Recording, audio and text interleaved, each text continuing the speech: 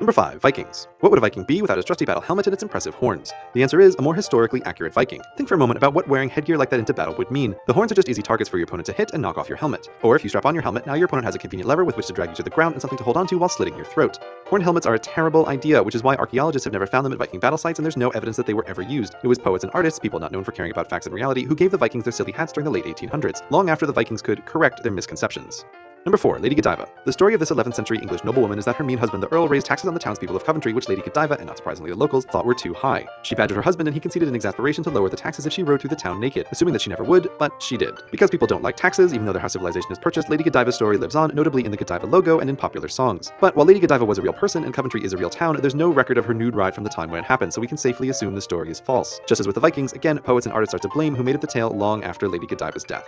Number 3. Napoleon. Famously, this tiny general, perhaps to compensate for his short stature, took control of France, greatly expanded its influence, and dubbed himself emperor. Napoleon's official height was indeed 5 foot 2 inches, but at the time French inches were longer than English inches, so doing the unit conversion, Napoleon's height should have been reported as 5'7" in England's imperial units, which is short by today's standards but was average or slightly above average in the early 1800s. However, England, with its eternal love of all things French, didn't care and went with the Napoleon is so short LOL version of the story in newspapers and cartoons. Meanwhile, Napoleon was busy introducing the metric system to France and the wider world to standardize measurements, so this sort of confusion would never happen again. And thankfully, the whole world now uses metric. Mostly, sort of. Number 2. Roman vomit.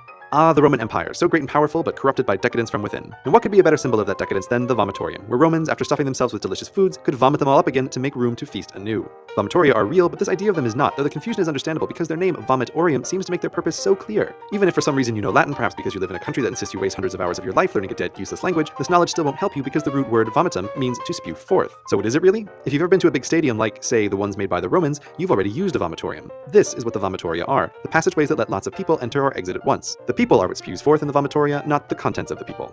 Number 1. Columbus. They're so very much wrong with the common retelling of the story of Christopher Columbus that it's hard to know where to begin, but the biggest misconception is that everyone else thought the world was flat, but Columbus was the only guy smart enough to know that it's round. It makes a daring story, but knowledge of a spherical Earth goes back to at least 5,000 BC. That's 6,500 years before Columbus set sail. And that knowledge was never lost to Western civilization. In 200 BC, Eratosthenes calculated the Earth's circumference, and his estimate was still well known and being used during Columbus's time. The argument Columbus had with Queen Isabella was not over the shape of the Earth, but of its size. Columbus estimated the Earth was much smaller than Queen Isabella and her scientific advisors did, which was why he thought he could make it across the empty Atlantic to India. But Columbus's size estimate was wrong, again, just like Napoleon's height because of mixed-up units. However, this mistake did send him west to become the first European to discover America, as long as you ignore the hornless Vikings who beat him by 500 years.